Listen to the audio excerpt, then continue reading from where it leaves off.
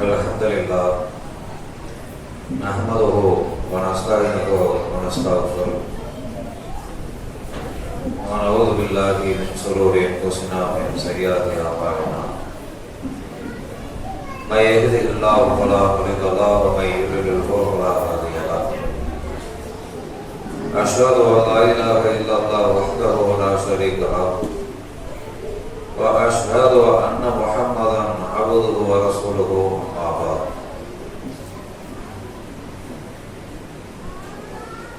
இந்த நிகழ்ச்சியினுடைய இறுதி கட்டத்திலே நாம் எல்லாம் இருக்கிறோம். மிக சுருக்கமான உரைதான். இந்த உரை கூட இந்த தர்பியாவுக்கு உள்ளே உள்ள விஷயம் அல்ல. ஏனென்றால் நம்முடைய ஜமாத்து சார்பாக வருகின்ற 23ஆம் தேதி திருப்பூரில் வைத்து மாநாட்டை அறிவித்து செய்துள்ளது. இந்த மாநாடு குறித்து இந்த சந்தர்ப்பத்தில் நாம் பேசினால்தான் சரியாக இருக்கும். இன்னும் ஒரு வாரம் தள்ளி போட்டு அதுக்கப்புறம் இதே போல மக்களை வரவழைத்து செய்தியை சொல்வதற்கான நேரம் போதாது என்ற ஒரே காரணத்துக்காகத்தான் நிகழ்ச்சி முடியக்கூடிய அந்த நேரத்தில் ஒரு சில நிமிடங்கள் உங்களிடத்திலே பேசுவதற்காக பணித்துள்ளார்கள். கொங்கு மண்டல மாநாடு ஏன் 10 மாத செயல் திட்டம், அழகிய முன்மாதிரி இப்ராஹிம் அலைஹிஸ்ஸலாம் அந்த ஒரு இறை தூதரை முன்னிறுத்தி 10 மாத காலம் தொடர்ந்து பிரச்சாரம் செய்து வந்து கொண்டிருக்கிறோம். இந்த 10 மாத காலத்திலும் யாரை முன்னிறுத்தி பிரச்சாரம் போய்கொண்டிருந்தது என்றால் இப்ராஹிம் அலைஹிஸ்ஸலாம் என்ற ஒரு இறை தூதரை முன்னிறுத்தித்தான் இந்த ஒட்டுமொத்த பிரச்சாரமும் போய்கொண்டு இருந்தது. ஒவ்வொரு மாதத்திலும் ஒவ்வொரு விதமான தலைப்புகள், அத்தனை தலைப்புகளும் யாரை சுற்றி வந்தது என்றால் இப்ராஹிம் அலைஹிஸ்ஸலாம் அவர்களையும் அவருடைய குடும்பத்தினரையும் அவரோடு இஸ்லாத்தை ஏற்றுக்கொண்ட அந்த ஏகத்துவவாதிகளையும் சுற்றித்தான் அந்த தலைப்பு இருந்தது.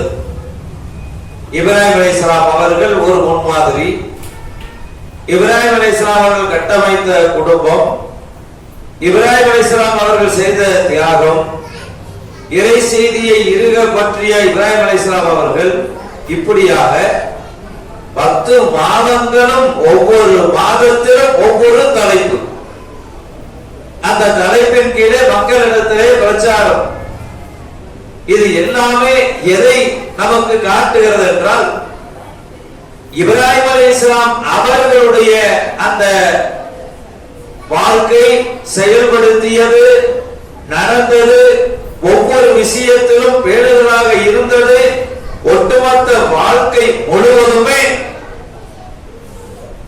அல்லாஹ்விடமிருந்து வந்த அந்த இறை செய்தியின் அடிப்படையில் தன்னை மாற்றிக்கொண்டார், கட்டுப்பட்டார், பணிந்து போனார். அப்படி நடந்ததால் தான் அல்லாஹ் திருமறை குர்ஆனிலே நபிகள் நாயகம் ஸல்லல்லாஹு அலைஹி வஸல்லம் அவர்களுக்கு இறை செய்தி வரும்போது அந்த இறை செய்தியிலே ஒரு வசனமாக, ஒரு வரலாறாக பல உபதேசங்களை இப்ராஹிம் அலைஹிஸ்ஸலாம் அவர்களை முன்னிறுத்தி சொல்கிறார். அதுல ஒன்று கது கானத் லக்கும் உஸ்வத்துன் ஹஸனா ஃபீ இப்ராஹீம வல்லதீன மஆஹு.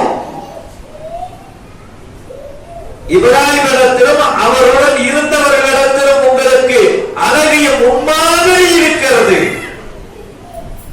இப்ராஹிம் அலைஹிஸ்ஸலாம் இருக்காங்கன்னா ரசூலுல்லாஹ்வுக்கே அல்லாஹ் சொல்லுகிறான், உங்களுக்கு முன்மாதிரி அவரிடத்திலே இருக்கிறது. 1400 வருடங்களுக்கு முன்னால் இறை செய்தி ரசூலுல்லாஹ்வுக்கு அருளப்பட்ட போது அங்கே சொல்லப்பட்ட செய்தி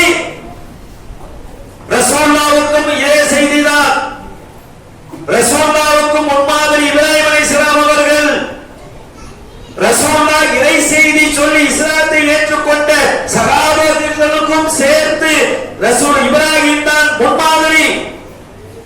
அன்றைய காலகட்டத்தில் இஸ்லாத்தை ஏற்ற அந்த தோழியர்களுக்கும் இப்ராஹிம் அலைஹிஸ்ஸலாம் அவர்களும் அவருடைய குடும்பம் அவருடைய இருந்தவர்கள் முன்மாதிரி. அப்படிப்பட்ட உயர்ந்த இடத்தை அவரோடு இஸ்லாத்தை ஏற்றுக்கொண்ட தௌஹீத்வாதிகளுக்கு அல்லாஹ் கொடுத்திருக்கிறார் என்றால் அதற்கான காரணம் என்ன? அவர்கள் இந்த கொள்கையில் உறுதியாக நின்றது. இந்த கொள்கையை ஓங்கி முழக்க மக்களிடத்தில் கொண்டு போய் சேர்த்தார்கள். அந்த பணியை தான் இந்த 10 மாத காலம் நாம் செய்து கொண்டிருந்தோம். அதுல நம்முடைய தாய்மார்கள், நம்முடைய கிளையை சேர்ந்த தாய்மார்களுடைய பங்களிப்பு அதிகம். உங்களுடைய இந்த பணிகளை எல்லாம் நாங்கள் மாவட்டத்திலிருந்து பார்க்காமல் இருப்பதில்லை. இந்த பகுதியில் இருக்கக்கூடிய ஒவ்வொரு தெருக்களுக்கும் செல்கிறீர்கள். இன்றைய தினத்திலே இந்த பெண்கள் கூட இத்தனை நபர்கள் போனார்கள், இத்தனை பேரை சந்தித்தார்கள். சந்தித்த இடத்திலே இந்த செய்தியை சொன்னார்கள். இப்ராஹிம் அலைஹிஸ்ஸலாமுடைய கொள்கையை பற்றி சொன்னார்கள். போன இடத்திலே கையில் இருந்ததை கலட்டினார்கள், தட்டு இருந்ததை கலட்டினார்கள். உடல்நலம் விசாரித்தார்கள், பள்ளிக்கு வாருங்கள் என்று அழைப்பு கொடுத்தார்கள். இப்படி பல விஷயங்கள் கிளை மூலமாக செய்தியாக மாவட்டத்திற்கு நீங்கள் கலந்து கொண்ட அந்த படத்தோடு வரும். அதை நாங்கள் பார்ப்போம். அல்லாஹ் உங்களுக்கு அருள் புரிவாராக.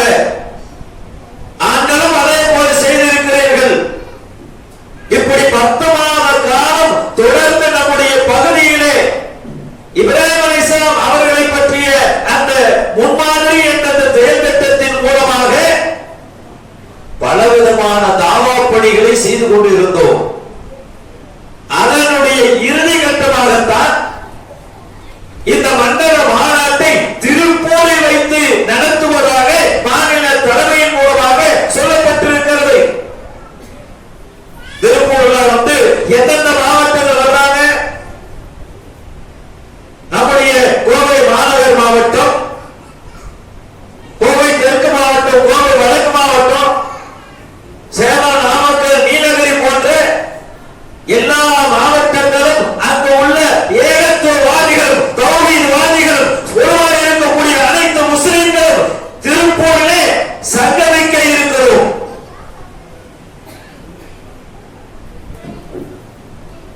அப்படி சம்பவிப்பதற்கு முன்னால் இன்னும் 20 நாட்கள் இருக்கிறது. கடைசி கட்டம், இறுதி கட்டம்.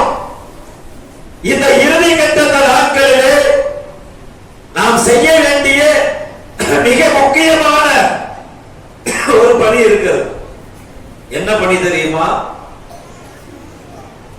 இத்தனை நாள் செய்து கொண்டிருந்தோம் இல்லையா, அதனுடைய கடைசியாக திரும்பவும் இந்த 20 நாட்களும் நம்முடைய எல்லா வீடுகளுக்கும் சென்று இந்த மாநாட்டிற்கான அழைப்பு கொடுக்க வேண்டும்.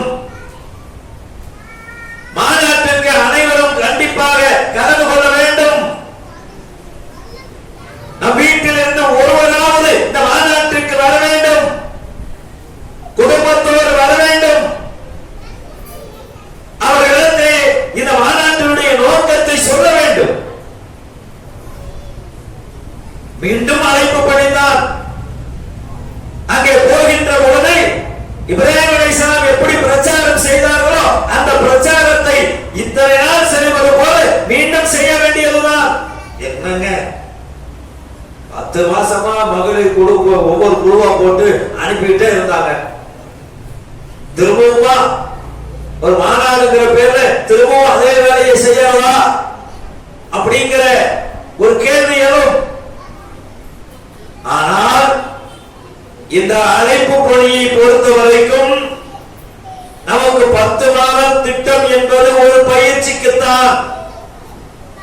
நம்முடைய ஆயுள் வரை இந்த அழைப்பு பணி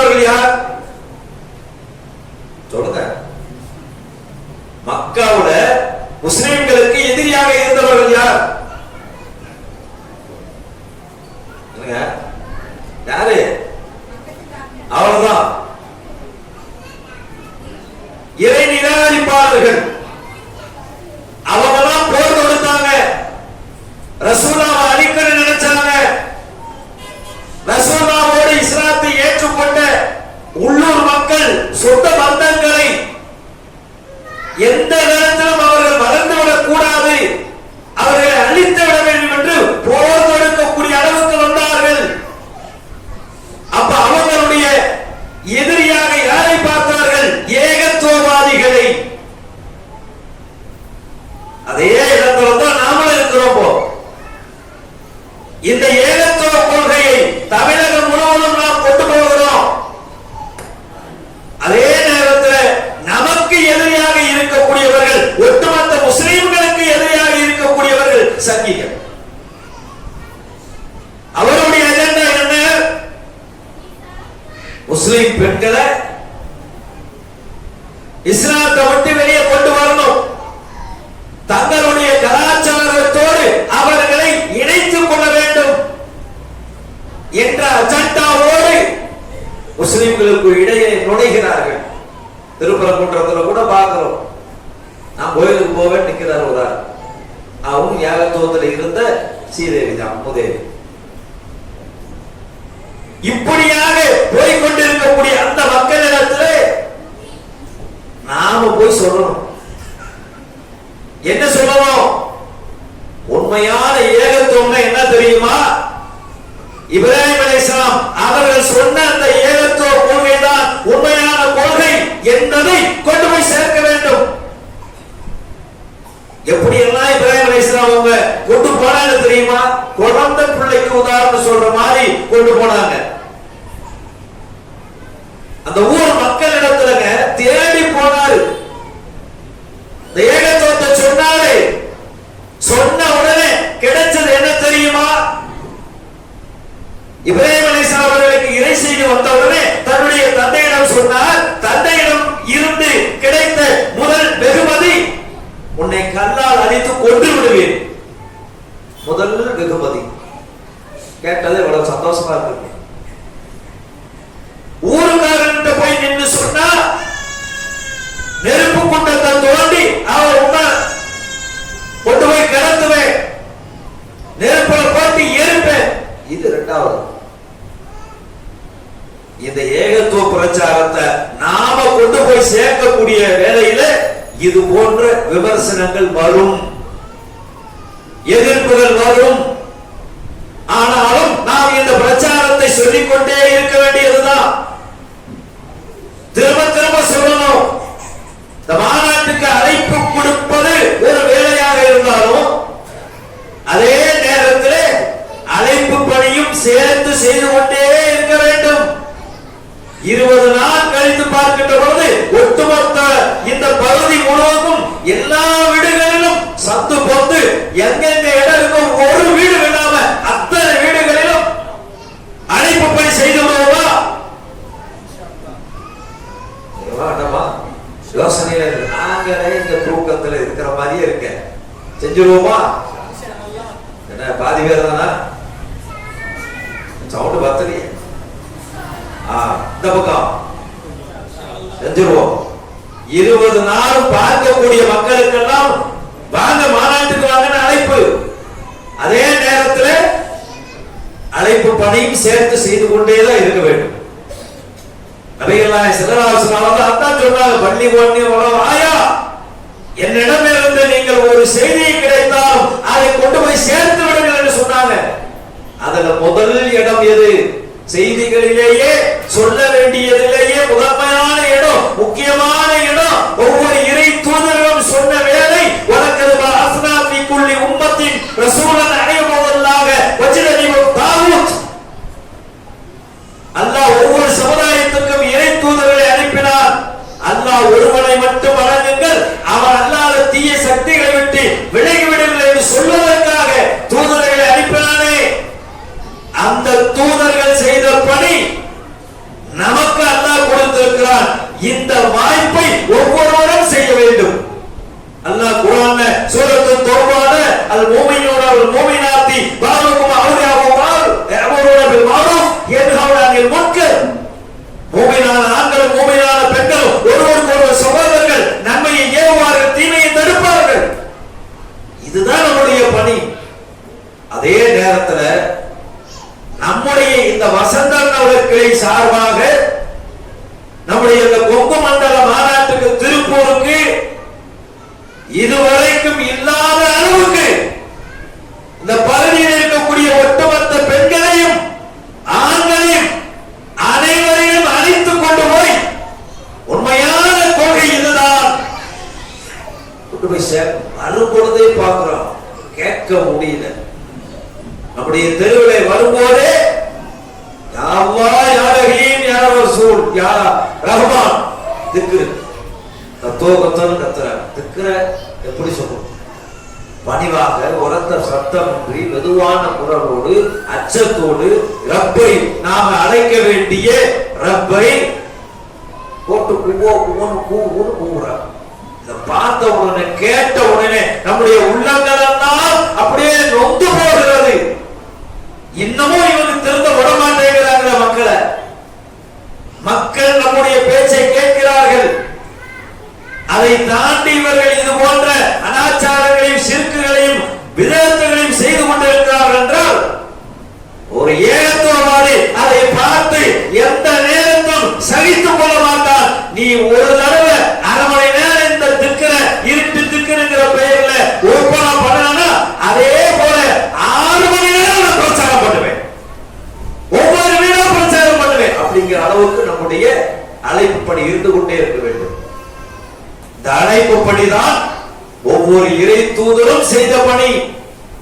இந்த உண்மையான இந்த ஏகத்துவத்தை சொல்வதற்காக நேர்வழி எது என்பதை மக்களுக்கு கொண்டு போய் சேர்ப்பதற்காக மாநாடு தான் இந்த மாநாடு. அதுல இன்னொரு நன்மையும் இருக்கு. என்ன நன்மை? முந்தைய உரையில பேசுறாங்க இல்லையா, எதற்காக நாம் ஒன்றிணைகிறோம், அதன் நன்மை இருக்கு. எல்லாரும் சேர்ந்து ஒரு இடத்துல நாம ஒன்று குழுமி லட்சக்கணக்கான மக்கள் அங்கே திரளாக திரண்டோம் என்றால் இஸ்லாத்தை அழிக்க நினைக்கக்கூடிய எதிரிகளுக்கு அச்சத்தை ஏற்படுத்தும். இவர்கள் எவ்வளவு தான் இவர்களை நெருக்கடி கொடுத்தாலும், சட்டங்களால் நெருக்கினாலும், பொது சிவில் சட்டங்களை போட்டாலும், ஒட்டுமொத்தமாக பள்ளிவாசலை இடித்தாலும், முஸ்லிம்களுடைய வீடுகளை பார்த்து இடித்தாலும், முஸ்லிம்களுடைய பொருளாதாரத்தை அடித்து நொறுக்கினாலும், எந்த விதமான வழியிலே வந்து முஸ்லிம்களை நீங்கள் அடக்கி ஒடுக்கினாலும் நாங்கள் மீண்டு எழுந்து விரண்டு எழுந்து அத்தனையும் தாண்டி வந்து நாங்கள் இந்த ஏகத்துவத்தை தொடர்ந்து சொல்லிக் கொண்டேதான் இருப்போம் என்று எதிரிகளுக்கும் அச்சத்தை ஏற்படுத்தக்கூடிய வகையிலே இந்த மண்டல மாநாடு அமையும். அதுக்காக தான் இந்த மாநாடு. ஒண்ணு, முஸ்லிம் சமுதாயத்திற்கு இணை வைப்பிலிருந்து மக்கள் நேர்வழிக்கு கொண்டு வரக்கூடிய ஒரு அழைப்பு பணி. இன்னொன்று, இஸ்லாத்தை அழிக்க நினைக்கக்கூடிய எதிரிகளுக்கு அச்சத்தை ஏற்படுத்தி இந்த மார்க்கத்தை நீ எந்த வழியில் வந்தாலும் ஒருபோதும் அழிக்கவே முடியாது என்று சொல்வதற்காகவும் இந்த மாநாடு இருக்கிறது. அப்படிப்பட்ட இந்த மாநாட்டினுடைய முக்கியத்துவத்தை விளங்கி வந்திருக்கக்கூடிய சகோதரிகள், தாய்மார்கள், ஒவ்வொரு நம்முடைய குடும்பத்தில் இருக்கக்கூடிய அனைவரையும் அழைக்கணும். ஒரு குடும்பத்திலிருந்து 20-30 பேர் வரணும். எத்தனை பஸ் ஆனாலும் பிடிக்கிறதுக்கு கிளை நிர்வாகம் ரெடிதானங்க, ரெடியா இருக்கிறாங்க. பணத்தை பத்தி எல்லாம் கவலையே இல்லை, அல்லாஹ் கொடுப்பான். நீங்க இருக்கீங்க பொருளாதார வசூல் பண்றதுல உங்களை விட வேற யாரு டேலண்ட், அதையும் நீங்களே செஞ்சிருவோம், இங்கேயும் செய்ய செஞ்சிருவாங்க. மக்களை நம்ம தௌஹீதுக்குள்ள இருக்கக்கூடிய மக்கள் வருவது பெரிதல்ல, அதை விளங்காமல் அறியாமல் இருக்கக்கூடிய மக்களை அழைச்சிட்டு வரணும். அவங்களை அதிகமா அழைச்சிட்டு வந்தோம்னா இந்த தௌஹீது இந்த குடும்பத்துக்குள்ள அடுத்த அமர்வுல அடுத்த தர்பியால அந்த மக்களும் வந்து உட்காரக்கூடிய ஒரு நிலையை அல்லாஹ் ஏற்படுத்துவான். வாகர்தாவானாக